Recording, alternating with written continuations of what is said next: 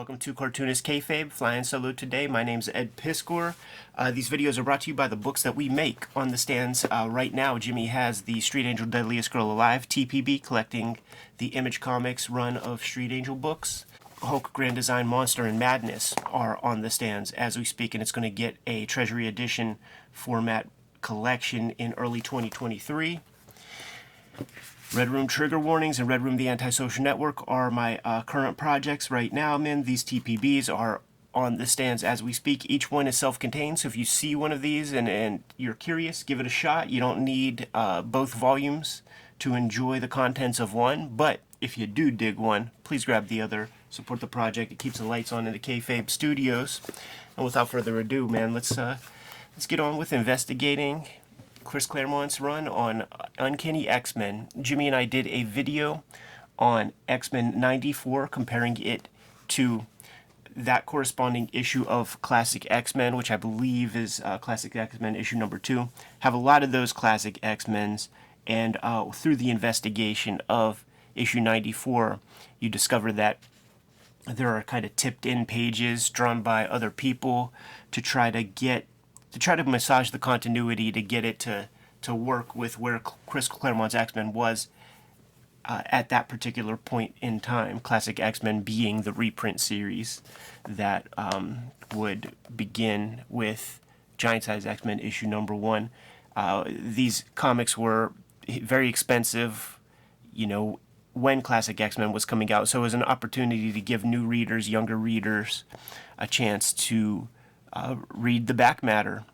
Chris Claremont was weaving a pretty robust tapestry when it came to his X-Men comics, so it helped the reader out tremendously to have some access to the earlier stuff. And with issue 95, there's still a little bit of hand-holding on the part of Len Wein.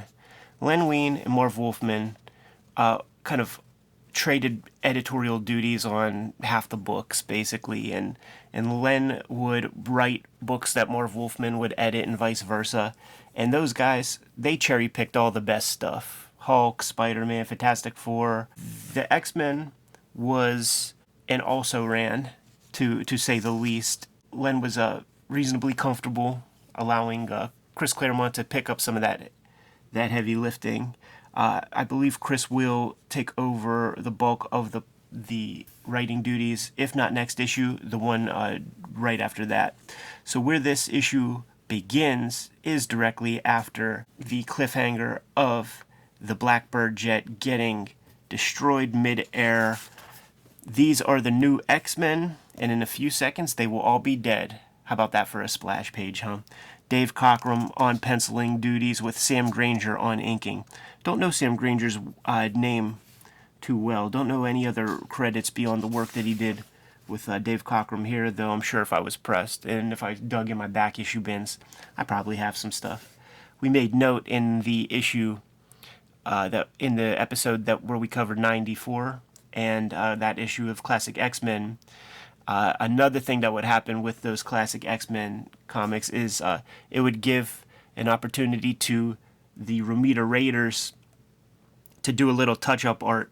That is a wonky-looking beast, but, if you've seen the Adventures into Fear Beast comics, they were trying to figure him out. He didn't solidify into the very human blue guy that he came to be during kind of the John Byrne run.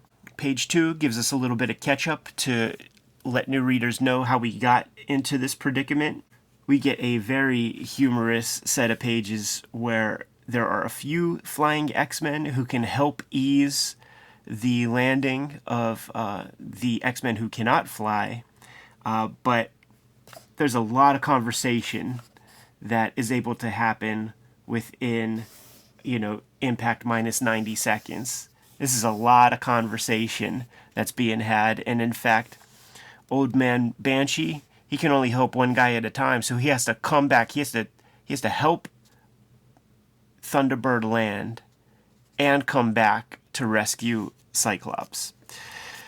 Colossus, he don't need nobody's stinking help, man. He just does a straight-up nosedive, atomic bomb blast into the ground. Look at that crater. Great freaking visual storytelling by Dave Cockrum. This is a guy that has a good page count under his belt already with Legion of Superheroes. He knows how to handle team books.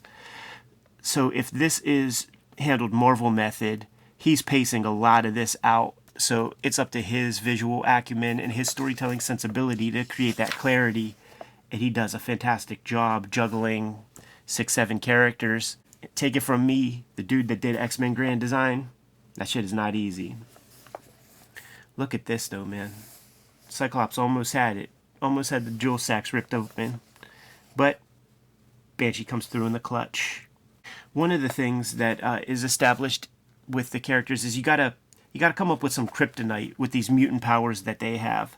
So one of the pieces, when it came to trying to get the landing softened for the teammates, it suggested that Nightcrawler teleport people to safety, but it turns out that his speed is maintained if he teleports. So if he teleports towards the ground, he's going to be moving at the same velocity, which would probably not be a very good thing upon landing. Later on, it is established that Nightcrawler can only teleport to places that he's laid eyes on, and that is not the case right here.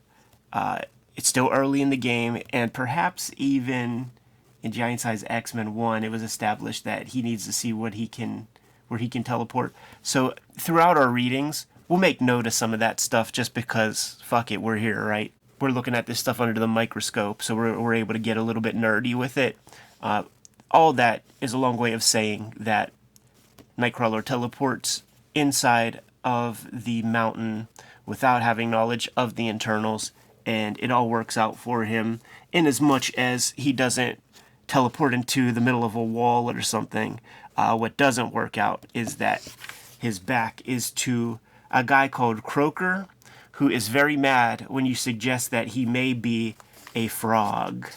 Gets his ass knocked out, and lest we forget, the main villain of these couple of issues is Count Nefaria, an old Silver Age X-Men villain that proved why the X-Men were on the downswing, because I can't think of a more boring villain, and something tells me that the Marvel editorial staff and Chris Claremont are in agreement with that, because this will be the last that we see his punk ass. Still that era where there's about 17 pages of story, so you got to get a lot in a very short amount of time, but this issue is basically a fight.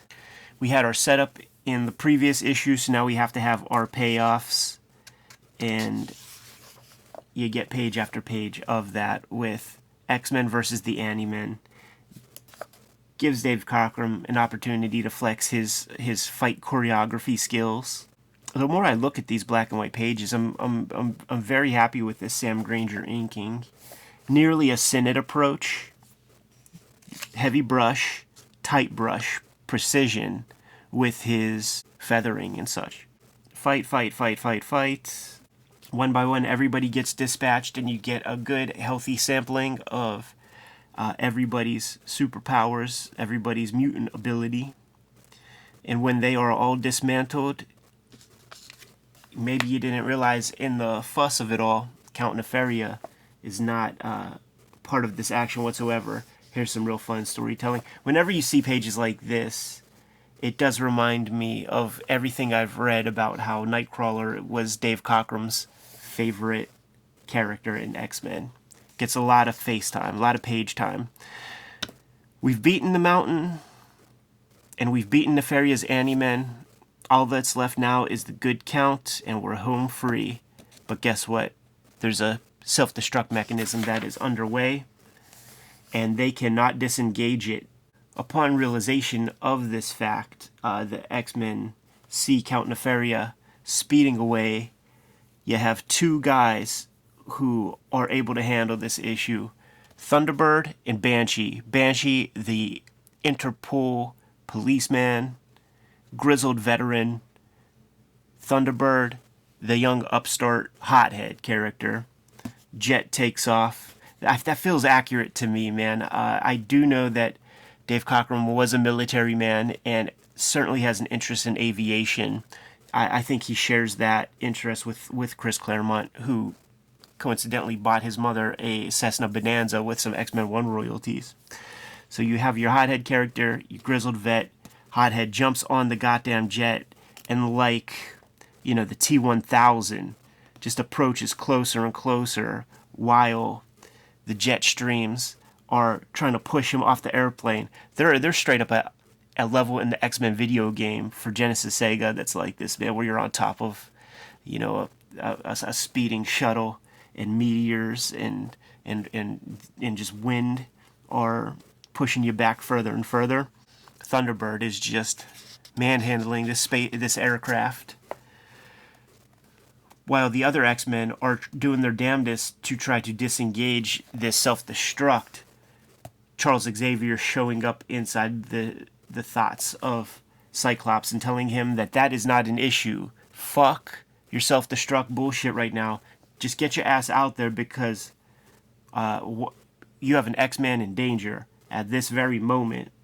It is Thunderbird, and Professor X even goes into Thunderbird's thoughts, telling him to jump the hell off. It turns out that Banshee was going to be able to dismantle this plane and to stop Count Nefaria from getting away, but now he's rendered impotent because he doesn't want to friendly fire his comrade in arms, man. So Warpath, the hothead with something to prove, busts through that cockpit, and you see that jet moving at the speed that it is, that's a doomsday course. You got little Banshee kind of flying around. All the rest of the X-Men watching from a distance. Very hard to capture that depth. And Sam Granger, once again with this inking, very bold lines on your main figures, and then a very subtle line for these backgrounds and great textures and things. Call me crazy, it reminds me of some of the terrain that Jeff Smith inks in Bone. You know, it's that deft of a hand. Very impressive ink work. Boom, there it is, Death of Thunderbird, who is a character I had no knowledge of whatsoever. I knew Warpath thanks to Rob Liefeld, but I think, was it issue 200, where I think it's JR who brought young John Proudstar back into the game to avenge his big brother. That was before my time, man. Professor X from a distance realizes what just happened. Really giving you lots of explosion porn here to just let you know Thunderbird is toast. A cool little sequence where we have Charles Xavier kind of feeling what I guess Thunderbird is feeling. Very grisly, if you think about it that way, with only one difference. Charles Xavier is still alive. Poor Banshee, shell-shocked. I begged, I pleaded. Up to this point, there were no real stakes with the X-Men. They always ended up okay. And now this new team is out there doing its thing, and on their first mission, they lose a guy. It's kind of taking this team back to the roots of what Marvel was all about, in a way, where you got to give your heroes some complications, some real problems. And dealing with the death of a fallen comrade on your first mission out, that might leave you a little nervous to go on a second mission. They're trying to act tough. Psyche is trying to be tough leader guy.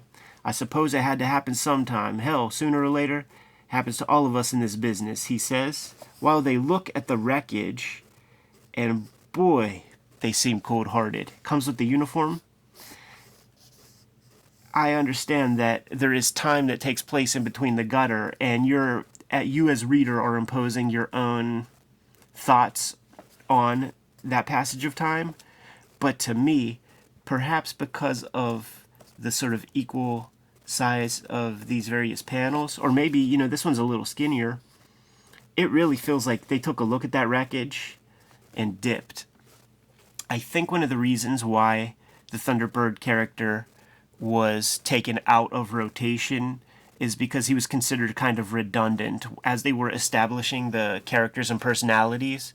of the various X-Men. You had a big brute in Colossus who was extra strong. That sort of ability, it was already accounted for. And Wolverine was established as kind of a hothead also. So the physical traits of Thunderbird match Colossus, and the personality traits matched Wolverine. Character considered a bit redundant. They got him out of there, chopped a little bit of the fat.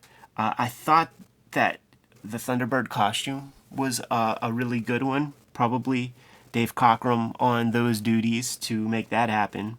But in some ways, I'm also the fan of the underdog, man. When I would catch a glimpse of a cover that had Thunderbird, or when I would see these first couple covers or Giant Size X-Men, I remember wondering, who the hell is that character?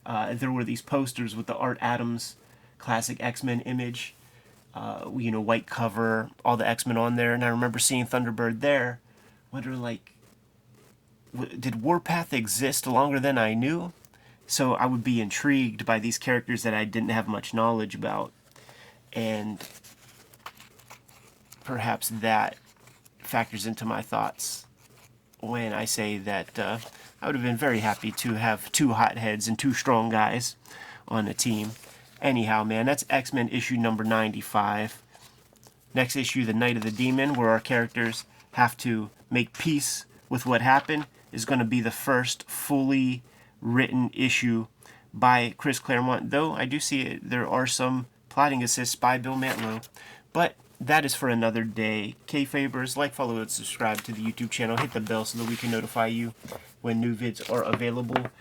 And please support our comic books that are out there on the racks today, man. Red Room Trigger Warnings, Red Room The Antisocial Network trade paperback, Hulk Grand Design Monster and Madness, which is going to get that Treasury Edition format in 2023, and Street Angel Deadliest Girl Alive trade paperback. All these comics are in stores right now. Support the work, keep the Kayfabe Studios going, keep these videos rocking, and read more comics.